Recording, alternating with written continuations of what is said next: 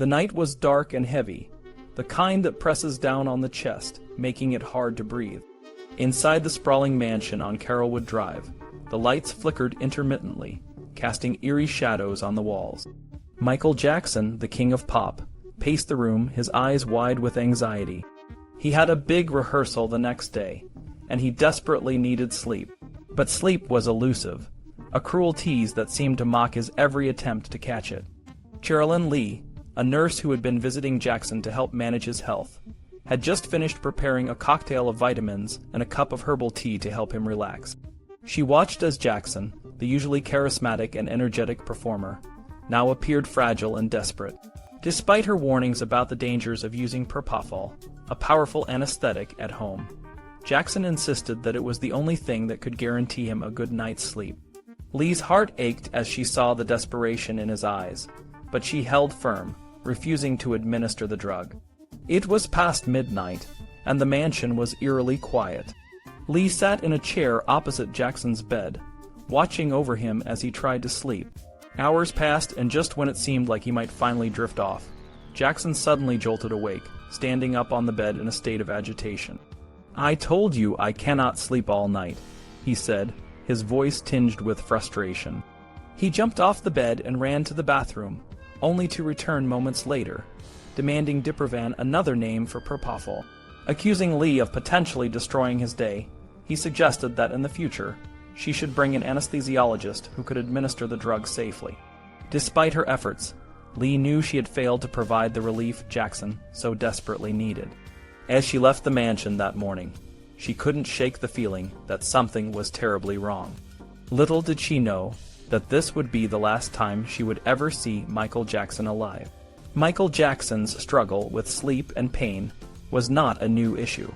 For years, he had been battling chronic insomnia and physical pain, which had only worsened with the demands of his career and the pressures of fame. His search for relief led him to various doctors, each with their own set of solutions.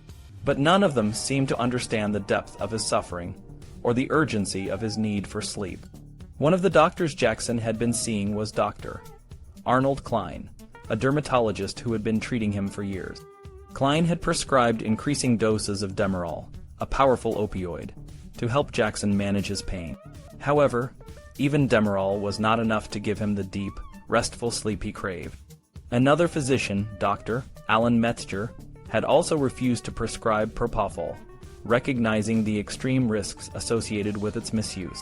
Feeling cornered and desperate, Jackson turned to a new source of hope, Dr. Conrad Murray, a cardiologist from Las Vegas. Murray was already known to Jackson, having treated his daughter, Paris, for the flu in 2006. Unlike the other doctors, Murray was willing to listen to Jackson's demands and provide the relief he so desperately needed. But what Jackson didn't know was that Murray had his own set of demons and financial troubles that would ultimately lead him down a dangerous path. Dr. Conrad Murray's journey from a poor child in the Caribbean to a renowned physician in the United States was nothing short of remarkable. Born in Grenada, Murray grew up in a world of poverty and hardship. His father, a physician in Texas, had left the family when Murray was young, leaving him to be raised by his grandparents. Despite the challenges, Murray was determined to follow in his father's footsteps and become a doctor. He worked hard, excelling in school, and eventually making his way to the United States to pursue his dream. Murray's path to success was not without its setbacks. He struggled with financial difficulties, including student loan debts that he never fully paid off.